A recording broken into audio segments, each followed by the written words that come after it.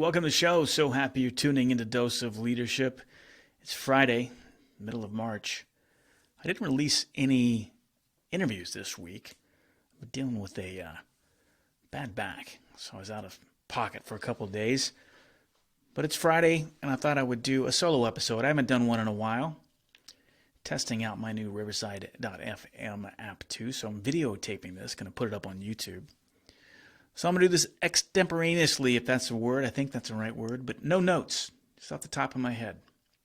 Some things I was thinking about today, revisiting what I used to call the 4 C's of leadership. Now I call them the 5 C's. I've added a 5th one there. I've done a couple episodes on this over the 8 years, but I think particularly we're always gaining new listeners. I thought it might be important to revisit it, particularly since I've added a 5th one. And this is what I'm going to name my book, by the way, The 5 C's of Leadership, coming soon.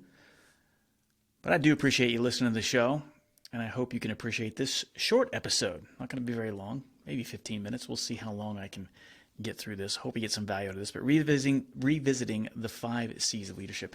I thought about this today because I saw in the online this new book by Andrew Cuomo called American Crisis, Leadership Lessons from the COVID-19 Panic. I thought, isn't that rich, right?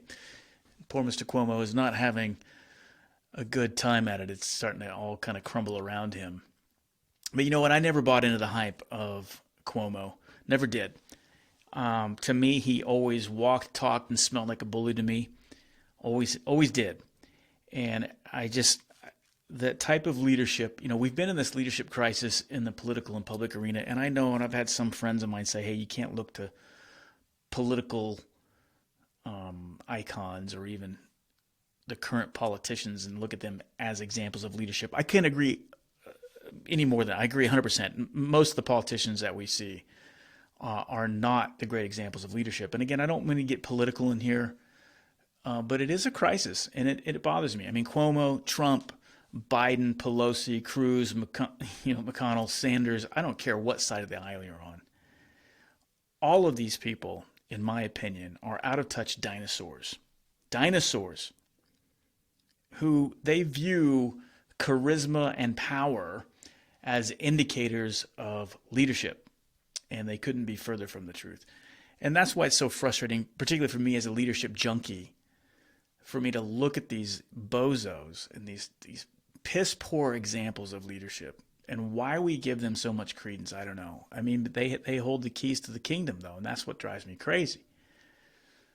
And I don't really see any real great examples of leadership in particularly the political spectrum or even the entertainment, the media perspective, all the things that we get inundated with.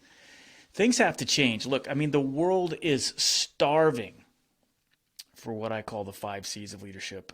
And I think people are starving for leaders that are composed, that are confident, that are consistent, that are courageous, and the 5th one is compassionate. Those are my 5 C's: composed, confident, consistent, courageous, and compassionate. And I'll deep dive on those in a little bit. But I mean, people are hungry for that. These days of erratic, arrogant, capricious, spineless, selfish leadership needs to come to an end. It has to come to an end. I'm tired of the Trumps. I'm tired of the Cuomos. I'm tired of all these knuckleheads we give a lot of credence to and think that they're great, and they're not. We're all flawed human beings. Look, I'm not perfect. Nobody's perfect. We're all flawed. But there has to be a level of authenticity, transparency, and vulnerability. Start has to come to the surface. That's the type of leadership people want. And again, the type of leader that I want to be, the type of leader I want to surround myself around, the type of leader that is needed in business, in life, corporations, in politics, in the personal lives, in my opinion, are those 5 C's: composed, confident, consistent, courageous, and compassionate. The problem is a lot of people don't see themselves as leaders. And if you've listened to this show, you know what I mean by this is that I am a huge proponent, if we're talking about an organization, of spreading the leadership burden throughout the entire organization where everybody thinks and acts like a leader. But this goes beyond corporations. It goes in every aspect of your life, right? We all are going to be called to leadership whether we like it or not. And if you doubt that leadership is for you, you probably do because you're listening to this show. But if the people around you don't see themselves as leaders, if your kids don't see themselves as leaders, if your spouse doesn't see themselves as a leader, we're all called to leadership. Why? Because think about this. I guarantee you there's at least one person, at least one, every single one of us, who's looking to us for influence and guidance, right? You can name at least one, and I guarantee you there's more than one. But all of us can name at least one. At this particular moment, in the middle of March 2021, someone's looking to you for influence and guidance, right? If you can say yes to that, and I know you can, then we're obligated to try to study and understand leadership. That's what this is about. And I think people don't see themselves as leaders because they focus, much like these yahoos that I mentioned, these politicians, they focus on the charismatic side of leadership. They focus on kind of the surface level of leadership. They play the part. It's easy to fall victim to that, right? Because, look, some people just have it. Some people just are born with this natural, authentic, this charisma that you are drawn to them. I know when I joined the Marine Corps way back when, but I got on to my first session of officer candidate school back in 1989. And I got off that bus that summer of 89, and I wanted to be part of something bigger than myself. I was hungry to learn about leadership. But by nature, I'm an introvert. I'm a shy guy. I really am. I'm an introvert. I don't like being in large networking places. I like to have one-on-one conversations. That's who I am. But I looked at introversion as a weakness back then. I don't anymore, but I looked at it as a weakness. And when I got off that bus, and I remember the sergeant instructors, the drill instructors were kind of moving us around, and one was kind of eyeing me out throughout the whole day. And near the middle of the day, end of the day, he came up to me talking in a conversational tone. He goes, "Who do you think you are? Why do you think you can be an officer of my Marines? I mean, look at you. You have no presence. You have no command presence. And if you're going to be an officer in my Marine Corps, you better start developing some command presence." And I heard that word presence, command presence, a heavy word, right? And it denotes these images of these larger-than-life characters. I thought, yes, if I'm going to succeed in this organization, I'm going to have to be this larger-than-life, charismatic figure like John Wayne, walk into a room, and because of my presence and my charisma, people are going to be naturally drawn to me. They're going to follow me through the gates of hell. Well, that's not me, right? I don't look like John Wayne. I don't have swagger. I'm certainly can display confidence, and I think I'm a confident person, but I'm an introvert. And again, I looked at that as weakness. But I come to find out over time that the charismatic side of leadership, and I do think charisma is something it's like you either have it or you don't. Or some people are certainly more inclined to it than others. And I think trying to force in your mind what a charismatic leader is the wrong way to go.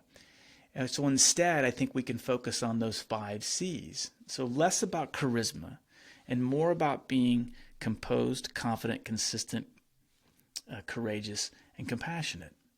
Because if you think about those 5 C's, it doesn't matter what your personality type is, introvert, extrovert, outgoing, shy, it doesn't matter. You have the position or the title or you don't. Every single one of us can do something from here on out until the day that we die to become more composed in stressful situations, right? To display this level of composure when the anxiety is high. To be that composed force in a chaotic situation is pretty powerful and pretty influential. The second one, we can certainly be more confident, not only with the people that we're accountable for, but with ourselves, right? To get past some of these limiting beliefs and the things that set us back, to be more confident. We can certainly be more consistent. The third C, to simply do what we say we're going to do. That is something that most people miss the boat on. A great opportunity for all of us. We can certainly choose to be courageous, particularly when the situation calls for it, remembering that courage is a choice. It's being afraid but doing the right thing anyway. And then the fifth one is compassionate. We can certainly choose to be compassionate. I'll talk a little bit more about that in a little bit. But do you see out of these 5 C's, composed, confident, consistent, courageous, and compassionate, every single one of us have the capability of being those things, improving on those things on a day-to-day basis. We could chip away at that every single day from here on out until the day that we die. And I'm telling you, you're going to be a pretty effective human being. You're going to lead a pretty significant life if you dedicate every waking moment to trying to improve in one of those areas every single day. That's, to me, is what leadership is. It's not about the charisma or the charismatic piece. And I would argue that if you do dedicate your life to being composed, confident, consistent, courageous, and compassionate, trying to improve in that every single day, watering that plant every single day, that over time, a natural, authentic charisma with all your flaws, all your quirks, all your weird aspects of your personality that makes you you will come forth, and people will be attracted to that. They will be influenced by that. So again, just briefly, composure. What can we do? What does that even mean? I used to say calm, but now it's composure, right? To never lose your bearing. To be that controlled, confident, composed force in a chaotic situation. That's what people are hungry for. And you can learn how to do that. And again, the confidence piece. It's getting comfortable with your limiting beliefs. Understanding that all of us. That's one thing I've learned from this show and having almost 500 conversations. It doesn't matter who you are. We all deal with limiting beliefs. Negative self-talk. That's something we got to battle for the rest of our lives. I don't think it's something that ever goes away. And all the guests that I've talked to on this show who've achieved significant things, a lot of the great mentors and the people that I've come across in my life said the same thing. They struggle with this every single day. So it's not so much a struggle anymore. They just get used to it. And they know how to turn up the volume, listen to that negative self-talk, and then counter it. I don't know why we do that as human beings, but that's how we're wired. And the consistency piece, like I said before, just simply doing what you say you're going to do puts you in the top 5% of the population. How many people water things down? They say yes even though they can't, It's just sticking to your guns, knowing when to say yes, knowing when to say no, over-delivering, under-promising and over-delivering, just doing what you say and being consistent. And it's also being consistent with your people, right? Consistent with your kids, with your spouse, with the people you work with. Being a straight shooter, all of those things. Easy to understand. Hard to put into play because we're human beings. And the courageous piece, again, all of us are going to be called. And when I talk about courage, we could sit there and talk about the larger-than-life things, the life and death things, The examples I've given before in keynotes is Sully Sullenberger landing on the plane, however many years ago that was, on the Hudson, right? Or Neil Armstrong landing on the moon with only 17 seconds of gas left. It's easy in a sense to be courageous when you lose engines on takeoff because what choice do you have? It's life or death. And so most of us are going to choose to fight for life. And so it's kind of easy to be courageous then. But what about the courage of the everyday battles that we face every single day? Do I stay or do I go? Do I speak up or do I stay silent? Do I have this difficult conversation or do I not? Do I do something different to change the trajectory of this family that gets my stomach in knots and it may seem out of character? No, courage, it's causing this physical anxiety, but you choose to do it anyway because you're fearful. And you choose to step forward and do the right thing and knowing that something significant happens on the other side. That's the courage I'm talking about. And that's the courage that we're all faced with every single day. So that's the foundation. Composed, confident, consistent, courageous. I think that is the foundation. Now, that fifth one that I added is compassion. And I got to credit Jane Orlow, who I've had on this show, a good friend of mine. In a conversation with her, she kind of opened my eyes to this idea of it. And it's something I believe. I think the compassion piece is important. But those four foundational C's, the composed, confident, consistent, courageous, but then the compassionate piece, that's when things start to transform. That's when things really start to renovate in your favor. And what do I mean by that? Well, the compassionate side, it's easy to hear that. You hear that word again, it's compassion. You kind of intuitively knows what it means to be compassionate. But for me to unlock that compassionate side, there are 3 keys that really unlock it. And this is what it's all about. Again, you can not focus on the compassion so much. Hopefully you're a compassionate person by nature.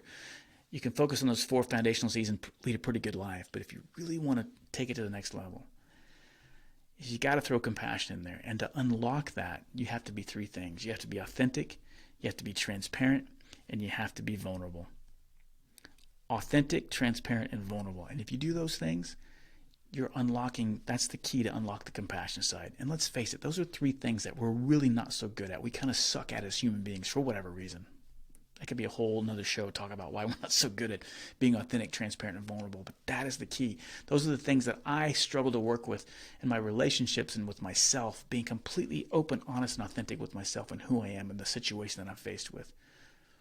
Not that you're inauthentic. That's not what I mean. Not that we're a bunch of liars, but we're just, for whatever reason, we don't expose the true who we really are because we're afraid to, right? Because the fear keeps that locked up. The fear prevents us from being authentic, having difficult conversations. The fear to be transparent, and certainly the idea to be vulnerable. And what I mean by vulnerable is not in the sense that you wear your emotions on a sleeve, right? There are times you have to compartmentalize and keep things down and do things for the sake of the situation. What I mean by vulnerable is that, be willing to admit when you're afraid. Be willing to admit when you don't know. It's that humility side, that humble, teachable spirit, right? That's what we're striving for.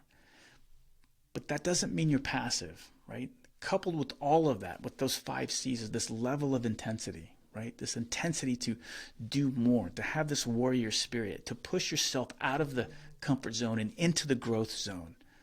All of that takes authenticity, transparency, vulnerability. It certainly takes a hell of a lot of courage. So it's having this intensity of will, and it's having this humble, teachable spirit with those 5 C's, and where that Venn diagram intersects, and that center is the sweet spot. That's what we should be striving for. That, to me, is the type of leadership that we need. And that's why I'm going to, from here on out, going to live by those 5 C's. I try to live by those 5 C's. I challenge you to live by those 5 C's. Because that's what the hungry's for, right? Or what everybody's hungry for. These imposter leaders that we certainly are faced with on the political spectrum, in the public sector, in the entertainment industry. And yes, in some corporations, I do think a lot of the sustainable, successful corporations, they get this, they understand this, and you see a lot of great leaders who are embracing this. A lot of them have been on this show. But these imposter leaders need to be held to account. They need to be minimized. They need to be made ineffectual and irrelevant because their day is over. They're dinosaurs, and I'm tired of it. And I'm here on out. I'm 52, and however long I'm on this planet, I'm going to do everything I can to minimize, call out, and make these people irrelevant and have them see the way. Hopefully they can turn it around. But I'm tired of it. And I hope you are too. So take action. 5 C's: composed, confident, consistent, courageous, and compassionate.